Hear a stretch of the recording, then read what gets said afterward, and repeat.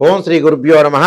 వాగర్ధావి సంప్రోక్తో వాగర్ధ ప్రతిపత్తే జగతో పితరం వందే పార్వతీ పరమేశ్వరో వ్యాసాయ విష్ణురూపాయ వ్యాసరూపాయ విష్ణవే నమో వై బ్రహ్మనిధి వాసిష్ఠాయ నమో నమ.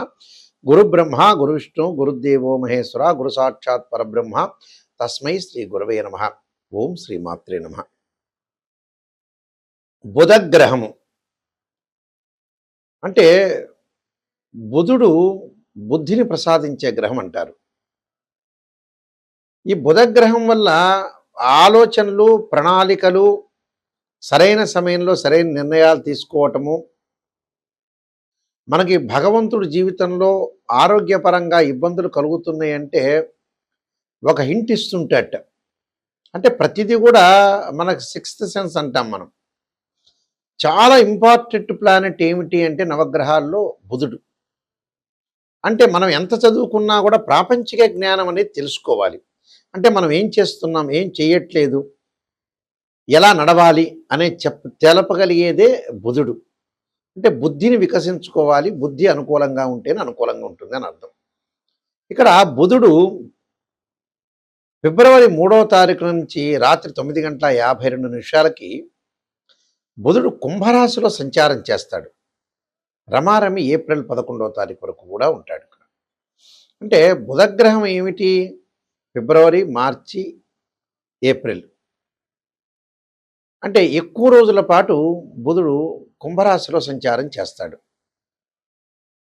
ఈ కుంభరాశిలో సంచారం చేసేటప్పుడు ఎలాంటి ఫలితాలు జరగబోతున్నాయి అనేది, కుంభరాశిలో బుధుడు ఉండి అందులో మళ్ళీ బుధుడు కూడా వక్రారంభం అవుతుంది. అంటే ఫిబ్రవరి 26 నుంచి వక్రస్థితిలో కూడా ఉంటాడు.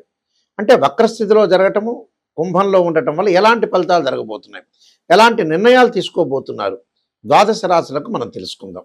వృషభ రాశి వాళ్ళకి కుంభంలో బుధుడు యొక్క సంచారం వల్ల ఎలాంటి ఫలితాలు జరుగుతాయి అంటే, ద్వితీయాధిపతి పంచమాధిపతి ఈ బుధుడు వీళ్ళకి దశమ స్థానంలో ఉండటం వల్ల ఎలాంటి ఫలితాలు జరుగుతాయి. దశమ స్థానంలో ఉండటం వల్ల కుటుంబంలో చిక్కులు రాకుండా చూసుకోండి. అకారణ కలహాలు, మధ్యవర్తిత్వం విషయంలో కొంత జాగ్రత్తగా ఉండండి. భోజన వస్తు విషయంలో జాగ్రత్తగా ఉండాలి. బంధుమిత్రులతో స్నేహబంధంతో చాలా ఇంపార్టెంట్గా తీసుకో. అంటే అపవాదాలు అనుమానాలు రాకుండా, పై అధికారుల యొక్క ఆగ్రహానికి గురి కాకుండా కొంత బద్ధకాన్ని తగ్గించండి, సోమరితనాన్ని తగ్గించుకోండి. కొన్ని అశుభవార్తలు వినే అవకాశాలు ఉంటాయి. వృత్తి ఉద్యోగ వ్యాపారాల రంగాల్లో కొంత సంతృప్తి ఎక్కువగా ఉండే అవకాశాలు ఉంటాయి. అంటే సంతృప్తి అంటే మధ్య రకంగా సంతృప్తి ఉండే అవకాశాలు ఎక్కువ ఉంటాయి. అంటే కొంత మనం ఏదైతే విధానాన్ని అనుసరించాలో ఆ విధానాన్ని అనుసరించి ముందుకు వెళ్ళండి. బుధగ్రహం అనుకూలంగా లేని వాళ్ళు, బుధుడు గోచారీత్యా 2, 4, 6, 11 స్థానాల్లో మంచి చేస్తాడు బుధగ్రహము. ఈ బుధగ్రహం వల్ల వాణిజ్యము, వ్యాపారము, అలానే డెవలప్మెంట్ స్కిల్స్, లైఫ్ని ఎలా ప్రణాళికాబద్ధంగా వేసుకోవాలి, ఎలా ప్రణాళికలు మనం అనుసరించాలి చెప్పగలిగే గ్రహమే బుధుడు. అంటే బుధారిష్టేత్ సంప్రాప్తే బుధ పూజాంచకారయేత్ బుధ ధ్యానం ప్రవక్ష్యామి బుద్ధి పీడోపశాంతే అంటారు. అంటే బుద్ధి, సరైన బుద్ధి ఉండాలి, వ్యసనాలకు బానిస కాకూడదు, ఏం చేస్తున్నామో తెలుసుకోవాలి. స్త్రీయ లోపం పెరుగుట పెద్ద విద్య, లోపం ఎరిగిన వాడే పూర్ణవుతాడు. అంటే బుధుడు చాలా ఇంపార్టెంట్. అయితే ఈ మధ్యకాలంలో మన వాళ్ళు చేసే చాలా తప్పులు ఉన్నాయండి. ఒక జాతకాన్ని చూపించుకునేటప్పుడు ఒక గురువు గారి దగ్గరికి వెళ్ళినప్పుడు గురువుగారు నిజాన్ని చెప్పండి అనేది చాలా ఇంపార్టెంట్ ఇక్కడ. ఈ మధ్యకాలంలో చాలామంది కూడా ఏంటంటే పాపం నెగిటివ్ని వినట్లేదు. నెగిటివ్ అంటే చాలా ఇష్టం ఉండదు, వాళ్ళు చాలా ఆమడ దూరంలో ఉంటున్నారు. పాజిటివ్ చెప్పి జ్యోతిష్యులు పొగిడితే ఆ ఆస్ట్రాలజీ చాలా మంచివాడు. అంటే ఎందుకంటే ఆస్ట్రాలజీలో మీరు కన్సల్టింగ్ ఫీజు ఇవ్వటం, మన ఇంటి పక్కన వాళ్ళదే పొగడమని చెబితే పొగుడతారు. మన ఇంట్లో భార్యాభర్తలు వాడు భర్తని చెప్తే భార్య పొగుడతారు, భార్య చెబితే భర్త పొగుడతాడు. ఆస్ట్రాలజీని అప్రోచ్ చేయాల్సిన అవసరం లేదు. దిస్ ఇస్ ద ట్రూది, రియలిస్టిక్గా చెప్తున్నాను నేను.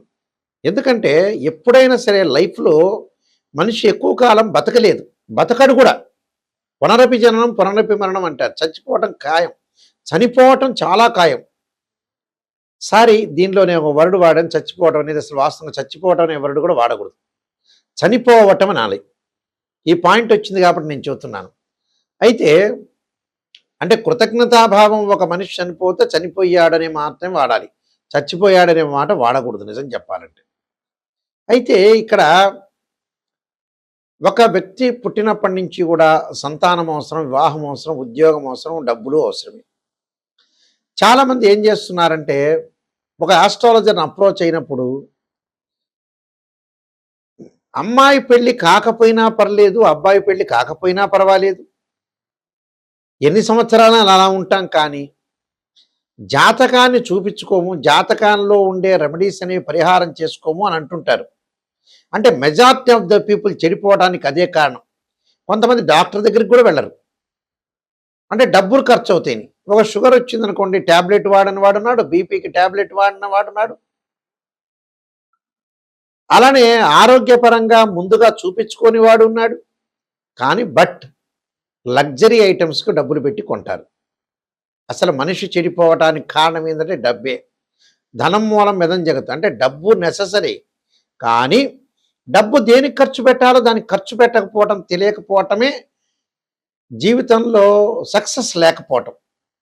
చాలామంది ఉంటారు, అమెరికాకి వెళ్తుంటారు, యుఎస్ వెళ్తుంటారు, జర్మనీలో ఉంటారు, విపరీతంగా ఖర్చు చేస్తుంటారు. కానీ ఆస్ట్రాలజర్ని అప్రోచ్ అయ్యి అసలు మన జాతకంలో ఏముంది అని నిజం తెలుసుకోరు. ఇందులో ఆస్ట్రాలజర్కి నష్టం వచ్చేది ఏమి ఉండదు. వాళ్ళు మోసం చేసుకున్నట్టు, అంటే వాళ్ళ జీవితాన్ని వాళ్ళు మోసం చేసుకున్నట్టు. ఒక అబ్బాయికి పెళ్లి కాలేదు, చాలా సంవత్సరాల పాటు యుఎస్లో ఉన్నారు, 79 డేట్ ఆఫ్ బర్త్ అనుకోండి, 80 డేట్ ఆఫ్ బర్త్, 76. ఇంకా అతను ఆలోచన చేస్తుంటాడు. అంటే మ్యారేజ్ బ్యూరోకి కూడా డబ్బులు కట్టకుండా ఏం చేస్తాడండి? ఆ డబ్బులు మొగుడు పెళ్ళాం ఇద్దరు భార్యాభర్తలు పెళ్లి చేసుకుంటారు, వధువు వరుడు పెళ్లి చేసుకున్న తర్వాత సంతానానికి ఆలోచన చేస్తుంటారు. డాక్టర్ని అప్రోచ్ చేయాలంటే సంతానానికి ఇంత ఖర్చు అవుతుంది, 1-2 లక్షలు ఖర్చు అవుతుందని ఉద్దేశంతో డాక్టర్ దగ్గరికి వెళ్ళరు. కానీ బిజీ షెడ్యూల్ ఉంటుంది, డబ్బులు సంపాదిస్తారు. ఆ డబ్బంతా ఎక్కడ పోయాలి? అంటే ప్రాపంచిక జ్ఞానం తెలియట్లేదు వీళ్ళకి. ఒక అబ్బాయికి ఒక అమ్మాయి వైజాగ్లోనో, రాజమండ్రిలోనో, గుంటూరులోనో ఎక్కడ ఉంటే ఈ లోపల కారు ఖర్చు అవుతుందని వెళ్ళని వ్యక్తులు ఉన్నారు మా దగ్గర. డబ్బు ఖర్చు, డబ్బే ఇక్కడ. అసలు డబ్బు మంచి చేస్తుంది, చెడు చేస్తుంది. ఇక్కడ డబ్బు వల్ల ఏమవుతుందంటే అసలు దానికి ఖర్చు పెట్టడం. మళ్ళీ వాళ్ళు కూడా పిసినారితనమా? ఆహనా పెళ్ళంట సినిమా చూసే ఉంటారు. కోటా శ్రీనివాసరావు యొక్క పాత్ర పిసినారితనం, ఒక పాత్ర చూపిస్తారు అక్కడ. చూపించి అలా పిసినారితనంగా ఏమైనా ఉంటాడా? అలా ఉండడు. మళ్ళీ సెల్ కొంటాడు, ఎంజాయ్మెంట్ చేస్తాడు, 60,000 రూపాయలు శాంసంగ్ ఫోన్ కొంటాడు, రకరకాల ఫోన్లు కొంటాడు, టీవీ కొంటాడు, కంప్యూటర్ కొంటాడు, అన్ని కొంటాడు, ఫ్లైట్లో వెళ్తుంటాడు, అన్ని రకాలు చేస్తుంటాడు. కానీ లైఫ్కి మనం పనికొచ్చేది ఏంటి? ఈ లోపల అప్పులు ఇస్తుంటాడు, వేరే వాడికి అప్పులు ఇస్తుంటాడు, కొన్ని కోట్ల రూపాయలు పోగొట్టుకుంటాడు, లక్షల రూపాయలు పోగొట్టుకుంటాడు, వ్యసనాలకు బానిస అవుతాడు. ఇవన్నీ చేస్తాడు మనిషి. అంటే ఇవన్నీ మనిషి డబ్బుని పెట్టి ఏం చేయాలో అర్థం కావట్లే. మనం మంచి విషయానికి డబ్బు ఖర్చు పెట్టాలండి, ఒక డాక్టర్కి ఖర్చు పెట్టాలి, ఒక మ్యారేజ్ బ్యూరోకి డబ్బులు ఇవ్వాలి, ఒక దూర ప్రయాణం చేయాలి.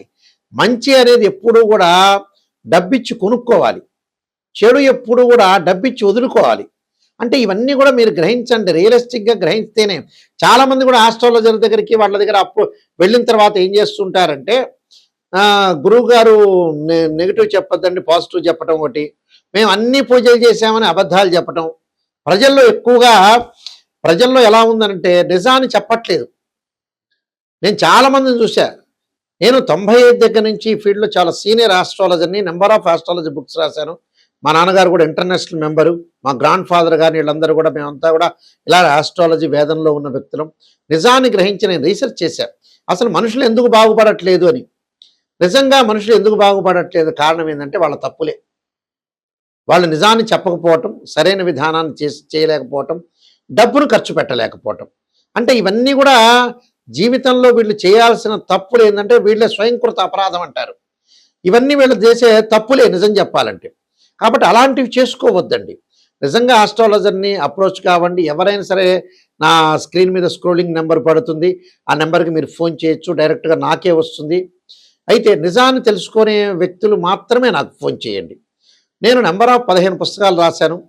అలానే కాలసర్పయోగము, కాలసర్పయోగ చంద్రిక, రాహుకేతులు, ఛాయాగ్రహాలు, పుత్రగణపతి వ్రతము, స్వప్నశాస్త్రము, అలానే జాతక చంద్రిక, వివాహ మార్తాండము, సర్వదేవతా గోత్రలు పార్ట్ 1, పార్ట్ 2, బృహత్ పరిహార సింధు, ఇలాంటి నెంబర్ ఆఫ్ వాస్తు ఆస్ట్రాలజీ సంబంధించిన గ్రంథాలని రాశాను.